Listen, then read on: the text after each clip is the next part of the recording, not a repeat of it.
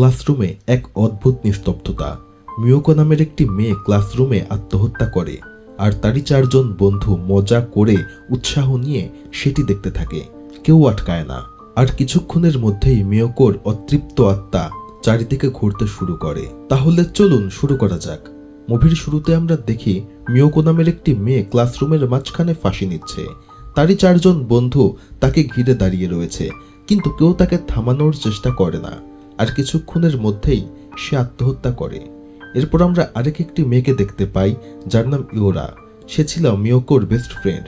সে দ্রুত ক্লাসরুমে চলে আসে এবং তাকে বাঁচানোর চেষ্টা করে, কিন্তু ততক্ষণে অনেক দেরি হয়ে গিয়েছে। ততক্ষণে মিয়োকো মারা যায়, আর ইওরা সেখানে বসে কান্না করতে শুরু করে। আর হঠাৎ মিয়োকোর আত্মা তার সামনে হাজির হয় আর তাকে বলে, তুমি চাইলে আমাকে বাঁচাতে পারতে। আর তখন ইওরার ঘুম ভেঙে যায়, আর বোঝা যায় ইওরা এতক্ষণ যা যা দেখছিল তা ছিল দুঃস্বপ্ন। তবে তা আসলে একদম অবাস্তব না। এটি ছিল তার হাই স্কুলের একটি সত্য ঘটনা। আজ থেকে 10 বছর আগে ইওরার বেস্ট ফ্রেন্ড মিয়াকো এই একইভাবে আত্মহত্যা করেছিল। এই দুঃস্বপ্ন তাকে বারবার তাড়া করে ফিরছে, আর এর রহস্য আমরা ধীরে ধীরে জানতে পারব।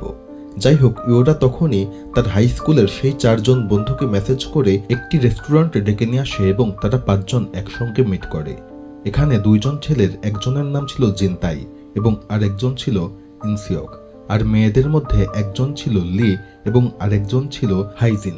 যাই হোক, তারা কথা বলতে থাকে, আর এরই এক ফাঁকে ইওরা জিনতাইকে নিয়ে বাইরে চলে আসে। আর সে জিনতাইকে বলে, তোমার কি মিওর ঘটনা মনে আছে?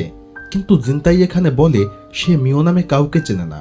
মানে সেই আত্মহত্যার ঘটনা সে পুরোপুরি অস্বীকার করে। আর এখান থেকেই আমরা বুঝতে পারি নিশ্চয়ই জিনতাইয়ের মধ্যে কোনো একটা ঝামেলা রয়েছে, যার জন্য সে মিওকে চিনতেই অস্বীকার করছে। তবে এরই মধ্যে ইওরা এখন অসুস্থ বোধ করে। তার বমি বমি আসছিল। সে দ্রুত বাথরুমে যায় এবং সেখানে একটি ভয়ঙ্কর স্পিরিট দেখতে পায়, আর তা দেখা মাত্র সে অজ্ঞান হয়ে যায়। আর এই অজ্ঞান অবস্থাতেই সে একটি ভীষণ দেখতে পায়। সে দেখতে পায় মিওকে, যে তার বেস্ট ফ্রেন্ড ছিল, আর দেখতে পায় মিও তাকে একটি ব্রেসলেট গিফট করেছিল। আর এরই মধ্যে সে তার জ্ঞান ফিরে পায় এবং সে তার 4 জন বন্ধুর সঙ্গে নিজেকে কারে দেখতে পায়। মূলত তারা একটি লং ড্রাইভে যাচ্ছিল, আর গাড়ি চালাচ্ছিল ইনসিওক। আর এখানে সবাই বলে যে ইওরা নিশ্চয়ই খুবই দুর্বল, তাই সে সেন্সলেস হয়ে গিয়েছিল। যাই হোক, সবাই এরই মধ্যে ঘুমিয়ে পড়ে। শুধুমাত্র গাড়ি চালাচ্ছিল যে ইনসিওক, আর ইওরা জেগে থাকে। তবে এরই মধ্যে ইনসিওক মিয়াকোর আত্মা দেখতে পায় এবং ভয়ে অ্যাক্সিডেন্ট করে ফেলে। আর এরই মধ্যে সবাই সেন্সলেস হয়ে যায়। এরপরে যখন দৃশ্য চেঞ্জ হয় এবং সবাই জ্ঞান ফিরে পায়, তারা সবাই নিজেকে সেই হাই স্কুলে দেখতে পায় যেখানে মিয়াকো আত্মহত্যা করেছিল। সবাই এখানে অবাক হয়ে যায় এবং ভাবতে থাকে তারা এখানে কিভাবে এসেছে, কিন্তু কেউ এর কোনো উত্তর দিতে পারে না। আর তাদের কারো কাছে এখন ফোন ছিল না, তাই তারা বাইরের কারো সঙ্গে যোগাযোগও করতে পারছিল না। তবে তারা সবথেকে বেশি চিন্তায় ছিল ইনসিওককে নিয়ে, কারণ অ্যাক্সিডেন্ট করে ইনসিওকের পা ভেঙে গিয়েছে। সে দাঁড়াতে পর্যন্ত পারছিল না। তবে এরই মধ্যে আমরা একটি ফ্ল্যাশব্যাক দেখতে পাই এবং এখান থেকে বেশ কিছু ঘটনা জানতে পারি। যেমন হাই স্কুলে মিয়াকো আর ইওরা বেস্ট ফ্রেন্ড ছিল, কিন্তু তারা জিনতাইয়ের বন্ধু ছিল না।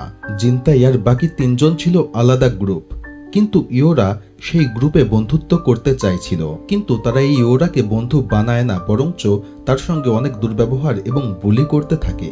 মিয়াকো তখন তাকে বোঝায় কি দরকার অমন গ্রুপের সঙ্গে মেশার, আমি তো আছি। সে আরো বলে যেই গ্রুপ তোমাকে মূল্যায়ন করে না সেই গ্রুপে মেশারও কোনো মানে হয় না। কিন্তু ইওরা ঠিক করে ফেলে সে যে করেই হোক এই 4 জনের গ্রুপে সে মিশবে। আর এরই মধ্যে আমরা বর্তমানে ফিরে আসি। দেখা যায় যে ইওরাকে খুঁজে পাওয়া যাচ্ছে না। এখন সবাই চিন্তা করতে থাকে ইওরা কোথায় গিয়েছে। তারা ঠিক করে তারা ইওরাকে খুঁজে বের করবে। এদিকে হাইজিন ইওরাকে খুঁজতে বের হয়। অন্যদিকে আমরা দেখতে পাই ইওরার চোখ একদম সাদা হয়ে গিয়েছে, তার মানে তার ভেতরে কোনো আত্মা প্রবেশ করেছে। অন্যদিকে হাইজিন ঘুরতে ঘুরতে তার ওয়াশরুমে যাওয়ার প্রয়োজন হয়ে পড়ে এবং সে ওয়াশরুমে চলে আসে। আর তখনই সে কানে প্রচণ্ড ব্যথা অনুভব করে। আর তখনই আমরা এই হাই স্কুলের একটি ফ্ল্যাশব্যাক দেখতে পাই, যেখানে হাইজিন মিয়াকোকে একটি থাপ্পড় দেয়, যার ফলে মিয়াকোর কান থেকে রক্ত বের হয়ে আসে। সে প্রচণ্ড কষ্ট পাচ্ছিল। হাইজিন মিয়াকোকে বলে, তোমার এত বড় সাহস, তুমি লুকিয়ে আমার বয়ফ্রেন্ড ইনসিওকের সঙ্গে দেখা করেছ। কিন্তু মিয়াকো পুরোপুরি এটি অস্বীকার করে। তখন হাইজিন ইওরাকে জিজ্ঞেস করে, বলো আমি সত্যি বলছি নাকি মিথ্যা। আর এখানে ইওরা নিজের বেস্ট ফ্রেন্ড মিয়াকোর বিরুদ্ধে কথা বলে। সে বলে, হ্যাঁ তুমি ঠিক বলছো, সে তোমার বয়ফ্রেন্ডের সঙ্গে দেখা করেছিল, তবে এই পুরো ঘটনা ছিল মিথ্যা। শুধুমাত্র মিয়াকোকে মারার জন্য তারা এই গল্প বানিয়েছিল। আর ইওরা যে মিয়াকোর বেস্ট ফ্রেন্ড ছিল সেও এর মধ্যে সামিল হয়ে যায়, মানে সে তার বেস্ট ফ্রেন্ডের সঙ্গে বিশ্বাসঘাতকতা করে। তবে এরই মধ্য দিয়ে ইওরা এখন জিনতাইয়ের দলের ফ্রেন্ড হয়ে যায়। এখন আমরা আবারও বাস্তবে ফিরে আসি এবং হাইজিনকে দেখতে পাই।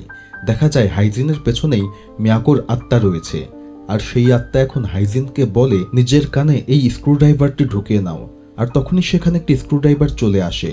হাইজিন অনিচ্ছা সত্ত্বেও জোর করে সে নিজের হাতেই সেই স্ক্রুড্রাইভার কানের মধ্যে ঢুকিয়ে নেয় এবং এখানে সে নির্মমভাবে মারা যায়। মানে মিয়াকোর আত্মা এখন হাইজিনের উপরে সেই একই রকম বদলা নেয়। আর এরই মধ্যে ইওরা এবং তার বন্ধু সাং হাইজিনকে খুঁজতে খুঁজতে সেই ওয়াশরুমের সামনে চলে আসে আর হাইজিনের ডেড বডি দেখতে পায়। এতে তারা প্রচণ্ড ঘাবড়ে যায়। আর তখনই সেখানে মিয়াকোর প্রেতাত্মা চলে আসে। তারা মিয়াকোর প্রেতাত্মা দেখা মাত্র প্রাণপণে সেখান থেকে দৌড়াতে শুরু করে। ইওরা আর সাং এক পর্যায়ে সেই স্কুলের ল্যাবরেটরিতে চলে আসে। আর সাং এখন এখানে একটি ব্যাংকে দেখতে পায়।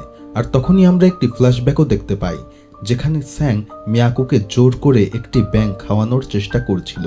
মিয়াকো প্রচণ্ড কষ্ট পাচ্ছিল, কিন্তু স্যাং তাকে এভাবে টর্চার করতে থাকে। এরই মধ্যে ঘটনা আবারও বাস্তবে ফিরে আসে, আর আমরা বুঝতে পারি স্যাং তার সেই পাপের শাস্তি আজকে পেতে চলেছে। স্যাং হঠাৎ বমি করতে শুরু করে এবং বমির সঙ্গে অসংখ্য ব্যাঙ বের হয়ে আসে। শুধু তাই না, এক পর্যায়ে তার মনে হয় তার শরীরের মধ্য দিয়ে ব্যাঙ হাঁটা চলাফেরা করছে। এর ফলে সে তীব্র যন্ত্রণা পেতে থাকে এবং এক পর্যায়ে সে বুঝতে পারে তাকে তার চামড়া কেটে এই ব্যাঙগুলো বের করে ফেলতে হবে।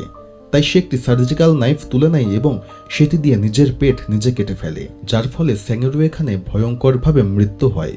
অন্যদিকে ইনসিয়াক যে পায়ে ব্যথা পেয়েছিল, সে ভাবে সবাই হয়তো তাকে একা ফেলে এখান থেকে চলে গিয়েছে, তাই সে খুঁড়িয়ে খুঁড়িয়ে সেখান থেকে আগানোর চেষ্টা করে। তবে তখনই সে মিয়াকোর আত্মা দেখতে পায়। সে দ্রুত সেখান থেকে পালানোর চেষ্টা করে, কিন্তু মিয়াকোর আত্মা তাকে ধরে ফেলে এবং একটি অন্ধকার রুমে নিয়ে যায়। এখানে দেখানো হয়নি তাকে কিভাবে মারা হয়েছে, কিন্তু বোঝা যায় মিয়াকোর আত্মা ইনসিয়াককে এখানে মেরে ফেলে। আর এই ঘটনা জানার জন্য আমরা আরও একটি ফ্ল্যাশব্যাকে চলে যাই। আর এখান থেকে আমরা জানতে পারি মিয়াকোর উপরে ইনসিয়াকের খারাপ দৃষ্টি ছিল, আর এটি চরিতার্থ করার জন্য সে ইওরার সাহায্য নেয়। ইওরা একদিন মিয়াকোকে বলে যে সে ভুল করে তার দেয়া ব্রেসলেট জিমে ফেলে এসেছে, তাই মিয়াকো এবং ইওরা দুইজন একসঙ্গে জিমে সেই ব্রেসলেট আনতে যায়। আর গিয়ে দেখা যায় সেখানে ইনসিয়াক মিয়াকোর জন্য অপেক্ষা করছে। আর সেখানে যাওয়া মাত্র ইনসিয়াক ইওরাকে ইশারা দেয় যাতে সে সেখান থেকে চলে যায়। আর ইওরাও এখানে মিয়াকোকে রেখে সেখান থেকে কেটে পড়ে। এরপরে ইনসিয়াক মিয়াকোকে টানতে টানতে একটি অন্ধকার রুমে নিয়ে যায় এবং সেখানে তার সঙ্গে খারাপ কিছু করে। আর বর্তমানে এর বদলাস্বরূপ মিয়াকোর আত্মাও ইনসিয়াককে একটি অন্ধকার রুমে নিয়ে যায় এবং তাকে সেখানে মেরে ফেলে। এখন আমরা আবারও বর্তমান সময়ে ফিরে আসি। দেখা যায় ইওরা দাঁড়িয়ে দাঁড়িয়ে কান্না করছে, আর তখনই তার সামনে মিয়াকোর আত্মা চলে আসে, কিন্তু সে তাকে মারে না। ইওরা তখন মিয়াকোকে বলে, তুমি অনেক প্রতিশোধ নিয়েছো, এবার বন্ধ করো। কিন্তু মিয়াকো বলে, এখন তো মাত্র শুরু। আর এরই মধ্যে সেখানে জিনতাই চলে আসে। সে ইওরাকে জিজ্ঞেস করে, কি ব্যাপার, আমি মিয়াকোর গলা শুনলাম, কিন্তু সে তো অনেক আগে আত্মহত্যা করেছিল। তখন ইওরা তাকে সবকিছু খুলে বলে যে কিভাবে মিয়াকোর আত্মা একে একে সকলের সঙ্গে বদলা নিচ্ছে। এটি শোনা মাত্র এখন জিনতাইও ঘাবড়ে যায় এবং সে ইওরাকে জিজ্ঞেস করে, মিয়াকো আমার ব্যাপারে তোমাকে কি বলেছে। আর এরই মধ্যে আমরা আরও একটি ফ্ল্যাশব্যাক দেখতে পাই, যেখান থেকে আমরা জিনতাইয়ের অপরাধ জানতে পারবো। ইনসিয়াক যখন মিয়াকোকে রেপ করেছিল, তারপরে জিনতাই মিয়াকোকে সান্ত্বনা দিতে থাকে। সে মানসিকভাবে মিয়াকোকে অনেক হেল্প করে, যার ফলে মিয়াকো এবং জিনতাই ভালো বন্ধু হয়ে যায়। তবে এরই মধ্যে মিয়াকো একদিন জিনতাইকে জিজ্ঞেস করে, আমি দেখি আর্ট রুমে তুমি কিছু একটা আঁকাচ্ছ, সেটি কি, তুমি কার ছবি আঁকাচ্ছ? কিন্তু জিনতাই উত্তর দেয়, যেদিন আমার আর্ট সম্পন্ন হবে তখন আমি তোমাকে সেটি দেখাবো। আর তখন জিনতাই মিয়াকোকে বলে, আমি ভুল করে আমার ফোন সেই আর্ট রুমে ফেলে এসেছি, চলো আমরা দুইজন গিয়ে সেটি নিয়ে আসি। এখন তারা দুইজন সেই আর্ট রুমে চলে আসে, আর জিনতাই বলে সে ওয়াশরুমে যাবে। এখন জিনতাই ওয়াশরুমে চলে গেলে মিয়াকো সেই পেন্টিংটি দেখতে পায় যেটি ঢাকা দেয়া ছিল, এখন মিয়াকো সেটি খোলামাত্র দেখতে পায় এটি তারই ছবি যখন ইনসিয়াক তাকে রেপ করছিল। আর এখন আমরা এও দেখতে পাই জিনতাই বাইরে থেকে এই দৃশ্য দেখছে এবং মুচকি মুচকি হাসছে। আসলে জিনতাই কখনোই মিয়াকোর বন্ধু ছিল না, সে ইচ্ছা করেই তার বন্ধু হওয়ার অভিনয় করেছে এবং এখন তাকে এভাবে হার্ট করে। সে চাচ্ছিল সে মিয়াকোকে মানসিকভাবে একেবারে শেষ করে দেবে। আর জিনতাই যেহেতু এই পেইন্টিং করেছিল এর অর্থ সেই ঘটনা সেও নিজের চোখে দেখেছিল, কিন্তু সে তখন মিয়াকোকে হেল্প করেনি। আর এখন সে পাগলের মতো হাসতে থাকে। এরপরে ঘটনা আবার বর্তমানে ফিরে আসে। মিয়াকোর আত্মা এখন ইওরার মধ্যে চলে যায় আর সেই মিয়াকো এখন একটি পেন্সিল তুলে নেয় আর সেটি দিয়ে সে এখন জিনতাইয়ের গলায় একের পর এক আক্রমণ করে। আর জিনতাই এখানে বীভৎসভাবে মারা যায়। যেই পেন্সিল দিয়ে সে মিয়াকোর ছবি আঁকিয়েছিল সেই পেন্সিলেই তার মৃত্যু হয়। আর এসব কিছু দেখে ইওরা এখন প্রচণ্ড ভয় পেয়ে যায় এবং দৌড়ে স্কুলের ছাদে চলে আসে। তবে মিয়াকো তাকে ফলো করে এবং সেখানে চলে আসে। ইওরা তার সকল দোষ স্বীকার করে এবং মিয়াকোর কাছে ক্ষমা চায়। তবে মিয়াকো এখানে তাকে ক্ষমা করে না এবং বলে, আমি তোমাকে সবার শেষে মারছি কেন জানো? আমি তোমাকে সবথেকে বেশি কষ্ট দিতে চাই। আমি চাই তুমি অন্যের মৃত্যু দেখো এবং নিজের মৃত্যুর জন্য ভয় পাও, কারণ প্রত্যেকে যেই অপরাধ করেছিল তার পেছনে তোমার সাহায্য ছিল। তোমার সাহায্য ছাড়া তারা কেউ আমার কোনো ক্ষতি করতে পারতো না, আর তুমিই ছিলে আমার বেস্ট ফ্রেন্ড। আর মিয়াকো এখানে ইওরার গলা চেপে ধরে এবং তাকে শ্বাস বন্ধ করে মেরে ফেলে। এরই মধ্যে দিয়ে মিয়াকোর সকল প্রতিশোধ নেওয়া শেষ হয়ে যায় এবং মুভিটিও এখানে শেষ হয়ে যায়। ভিডিওটি ভালো লেগে থাকলে অবশ্যই চ্যানেলটি সাবস্ক্রাইব করবেন। ধন্যবাদ।